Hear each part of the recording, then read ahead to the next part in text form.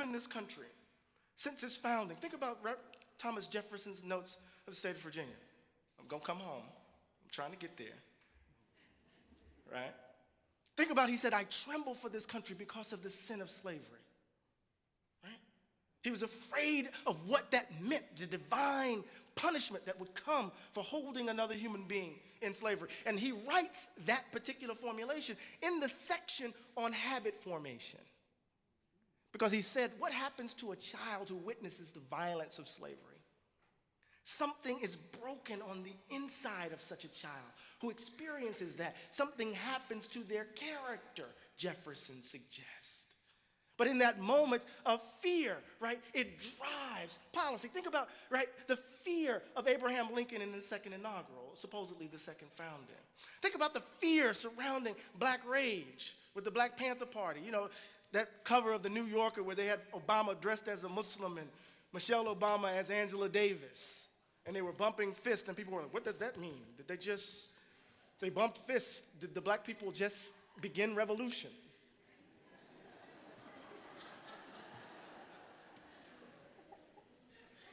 Fear. Fear drives policy. The moral panics around the so-called super predators, where the data suggested was not true.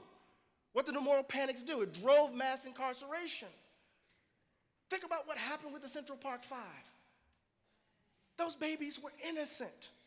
Their lives stolen. Think about all the millions of folk who are locked up because of fear. Fear driving policy. We can no longer be afraid. And that fear actually drives our political behavior, black political behavior. As I said earlier, we're afraid to trigger your fears. So we will grit our teeth in the moment which you say something a little off color. Our fear of triggering white fear affects our behavior. So we're masking day in and day out, walking past each other, not really seeing the humanity of the person right in front of us. No wonder we're stuck. But Malcolm X said this, and I'm going to say this in front of you guys and make you mad. I don't care. We have to stop sweet talking.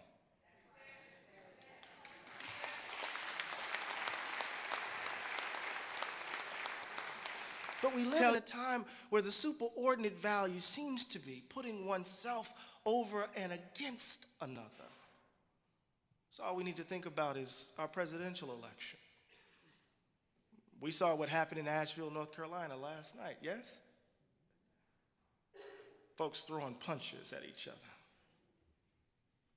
claiming that folks are bigots, that folks are ugly at the core, that they're going to take America back, make America great again, and doing so in the name of a kind of ugliness that I find deplorable. Oh, there's that word. But I want to take this back. I want to take it out of the easy target, at least for someone like myself, of Donald Trump. I want to think about this in the broader context of the United States. We live in a society where we can tell ourselves that we've turned an economic corner, that we have come out of the Great Recession. And when you look at black and brown communities in this country, when you turn your attention to those who are not, quote unquote, one of you, what do we see? We don't see a community that's come out of, depression or come out of economic recession. We see a community struggling to make ends meet, right? I interviewed a young woman by the name of Christine Frazier.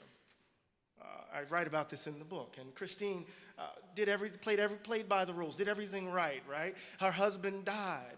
She lost her job, and she couldn't make ends meet. She couldn't pay her house note.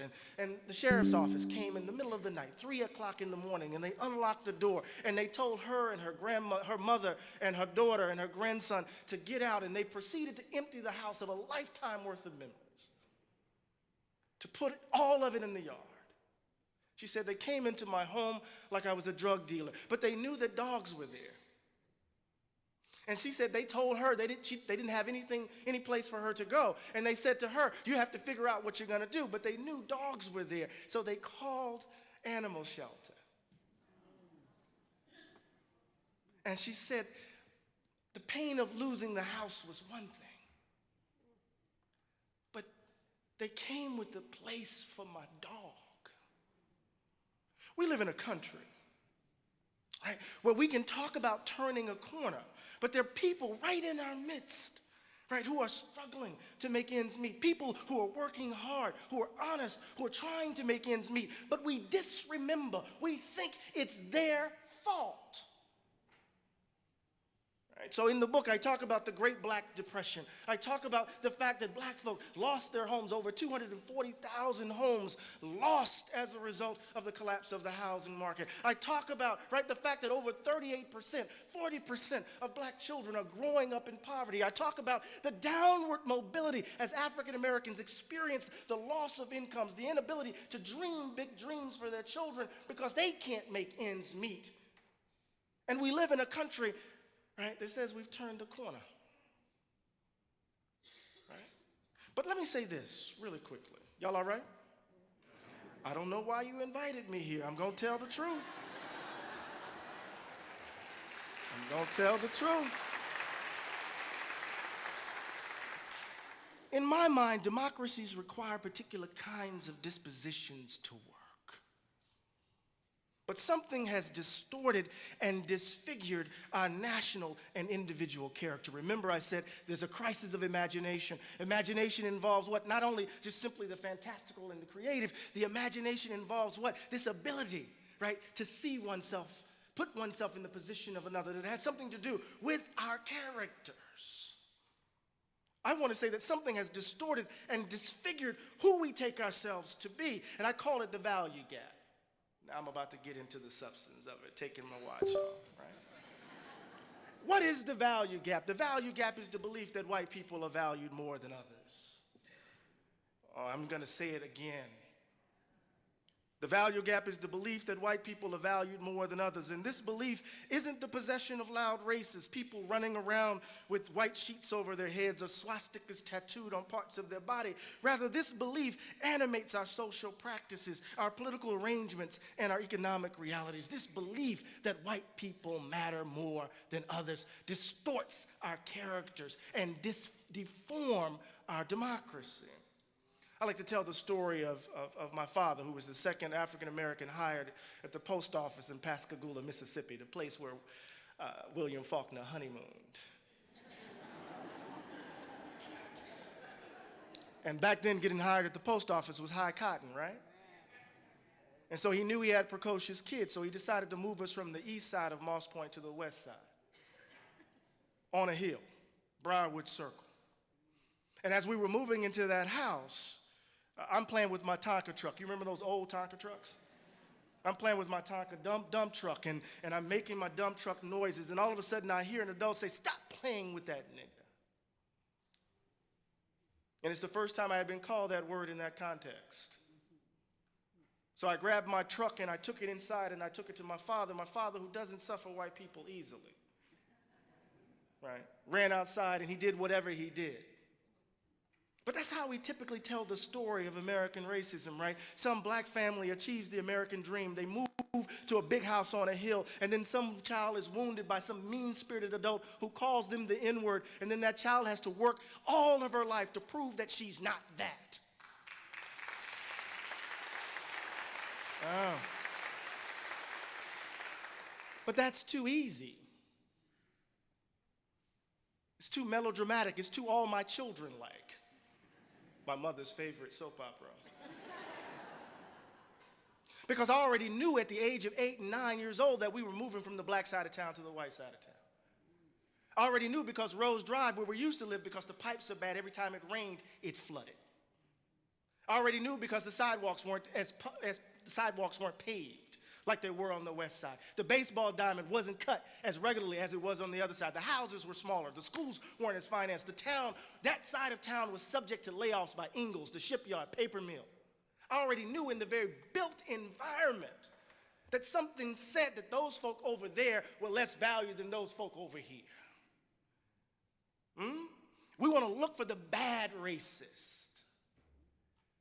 right? The obvious racists, but we are making choices day in and day out, right, that sustain racial inequality in this country. My colleague Imani Perry calls it a cultural practice of inequality. Let me give you an example of what I mean. I believe the planet is actually getting warmer. All right, you feel me? It's hottest summer on record, hottest year on record. But if you look at my house, and you look at my car, and you look at my light bulbs, you look at the way I live my life, the daily choices I make, you would think I believe the planet was all right. My day-to-day behavior suggests that I am a climate change denier.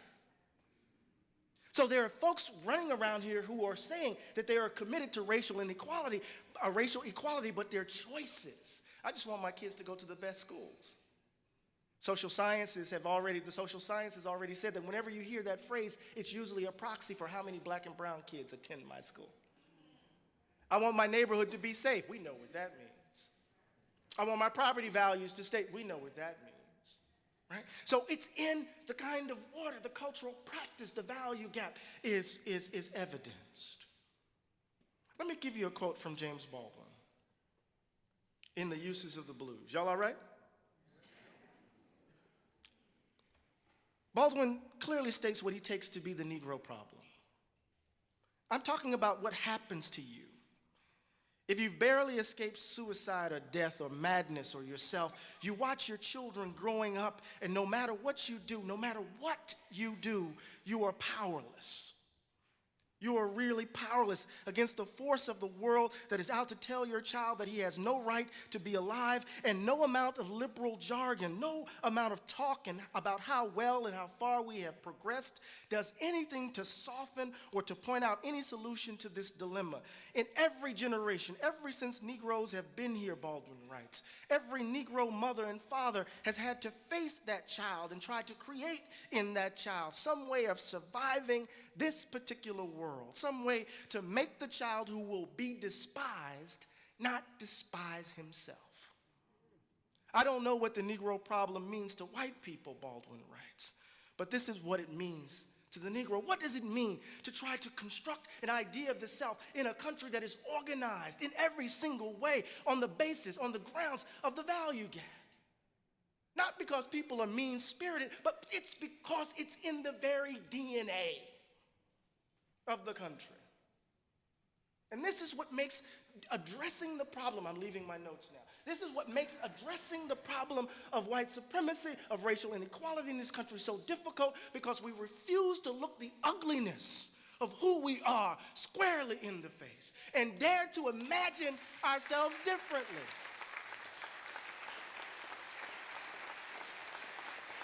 This is hard work. This is hard. The value gap isn't sustained by loud racists. The value gap is sustained by all of us. All of us. You don't need white people for white supremacy to work. When I'm in New Jersey and I'm driving down Stuyvesant Avenue in Trenton, I hold a set of generalizations about the people who occupy that particular neighborhood. It's known as Little Iraq. I keep my head on a swivel. Right? There's a kind of particular fear that gets generalized, is generalized to an entire population, that informs a set of assumptions about how I interact with them. And those generalizations have policy implications. We are socialized and habituated into believing, right, certain things about certain folks. Right? I write about this in the text. Nancy DeTomaso at Rutgers, a social scientist, she did a series of interviews of white working class folk in Ohio and in Tennessee and in Jersey, I believe. And she said she was interviewing these workers, and one worker said, I'm sorry, black people are just lazy. They just want a handout. You've heard this before. It's been informing public discourse since I can remember remembering. And they don't want to work hard for anything. And it turned out that his father was close friends with the union boss who hooked him up with a job. Another interviewee, right? I'm sorry to say they're just lazy. They don't want to work. It turns out that not only his friend gave him the test that he needed to take for his job, gave him the answers to the test. And what Nancy's trying to suggest in this moment is, right, not that there is some, right, overt racism that's happening. People are just hooking up their friends and families, right? That it's what she calls opportunity hoarding, that racial inequality actually is perpetuated through social networks, right? And because we're so deeply a segregated society, our social networks are typically, 75% of our social networks are 100% homogeneous. So opportunities pass through certain networks that do not pass through others. Right? I'm just helping out my child. I'm not being racist. Right? I'm just helping out my neighbor. I'm not being racist. I said something jokingly to a friend the other night. I said, if we want to solve black-on-black crime in the United States, we just need to integrate neighborhoods. And they didn't quite get it. I said, some of you didn't get it either, right? Most crime takes place, right, because of proximity. White-on-white crime, 83% of crime that happens in white communities happens between white and unwhite people. 91% happens because our neighborhoods are segregated. If we all move together, then we'll just be criminal with each other. I don't know.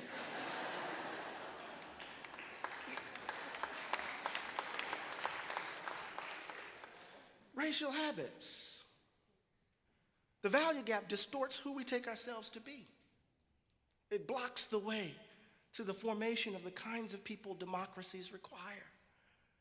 I was just talking about, with Reverend Hart Anderson, about Abraham Lincoln's rejection of the monstrous injustice of slavery, but his commitment to the belief that white people were superior to black people. And how those commitments blocked the way from him becoming the kind of human being his idea of democracy required. What does it mean in our country that we can hold the ideals of democracy, and when those ideals are extended to black and brown people, we are willing to erode the social safety net? Right? Welfare, for much of the New Deal, right, was in fact a project of Southern Dixiecrats aimed at addressing poor white Southerners. But the moment the face of the welfare state became black, as my colleague Martin Gillens writes, it became, right, an emblem of the problem with big government. What happens when we're willing to turn our backs on an idea, a robust idea of the public good, because it involves people who are not like us? It means that we're willing to throw democracy into the trash bin over the idea, over our commitment to the idea that some people, because of the color of their skin, are valued more than others. It's the value gap is at the heart of our problem. The value gap is evidenced in our habits of living, habits that define where we live, where we work. I can't begin to tell you how often I have to leave the particularity of my experience at the door in order to make white people comfortable. It's almost as if, as James Baldwin writes in Notes of a Native Son, we have to make ourselves blank in order to wash away your guilt. And so we dance this dance, America's racial theater. It's this dance so that you can't be called a racist and I can't trigger your fears. Huh? The worst thing that you can be called is a racist, even though everything that's coming out of your mouth, Donald Trump suggests otherwise. Right? We find ourselves in this dance, unwilling to confront the ugliness of who we are. Just think about this. The last piece of great legislation passed in the Great Society was the 1968 Fair Housing Act. I'm watching my time. 12 years later, Ronald Reagan is elected. 12 years later, there is the triumph of a political ideology designed to undo the Great Society and the New Deal. Did we fix the country in 12 years? 1965, the Voting Rights Act, right? By 1980, wholesale attack. We don't need to protect them anymore, right? Shelby, We don't need to do it. And what happens after the Shelby decision recently, right? We get a proliferation of attacks on voter registration, voter IDs, right? Think about it. At every turn, at every moment of progress in this country, we have seen a reassertion of the value gap. At the moment in which we give voice to the principles of liberty and equality, right, in the context of the American Revolution, what do we get in response? We reconcile those principles with racial slavery. John Adams, it is said to King George, "We will not be your Negroes." At the very moment in which he's giving voice to an idea of freedom, it's predicated upon an intimate understanding of unfreedom. A reassertion of the value gap. In the moment of radical reconstruction, we offer, right, a vision of multiracial democracy. What do we get in response to radical reconstruction? We get convict leasing, right? Convict leasing. You wouldn't have the city of Birmingham without the labor, the forced labor of convicts, quote unquote. People arrested for what reason, right? Slavery by another name, as Brother Blackman talked. And you get Jim Crow and a reassertion of the value gap. In the context, right, of the black freedom struggle of the mid-20th century, everyday ordinary people demanding dignity and standing. What do we get in response? We get the tax revolt in Northern California. And we get calls for law and order. Value gap. What do we get when we elect our first black president? And we think we turned the corner. We get the vitriol of the Tea Party. And we get a wholesale attack, right, on the voting rights of black and brown peoples. At every turn, at every moment of progress, that progress is arrested by a reassertion of the value gap. We have to do the work, but we're afraid. We are afraid. Thank you for staying tuned to watch that beautiful speech. As you can see, a growing debate across America is raising an important question. Why do some white folks feel like their privilege is diminishing gradually? And why do some people feel anxious as black society becomes more diverse and opportunity becomes more equal between them and the white American? Some commentators argue that as barriers are removed and more people from different backgrounds gain access to education, leadership, and economic opportunities, a few individuals may feel uncertain about a changing society. Others disagree and say these changes simply reflect a country become more inclusive. Experts often point out that equality is not about taking opportunity away from one group. It's about making sure everyone has fair chances to succeed, regardless of race or background. History shows that social change can create uncertainty, but it can also open the door to innovation, stronger communities, and a more competitive economy. The goal is not for one group to replace another. It's for everyone to have an equal opportunity to thrive. As this conversation continues, one thing remains clear. Lasting progress comes from fairness, mutual respect, and understanding, not fear. And as you can see, most Black American and other races are now gaining momentum across the globe. They are not silent again and can never be intimidated again, either because of their color or their race. If you enjoyed this commentary, be sure to like this video, subscribe to our channel, and turn on the notification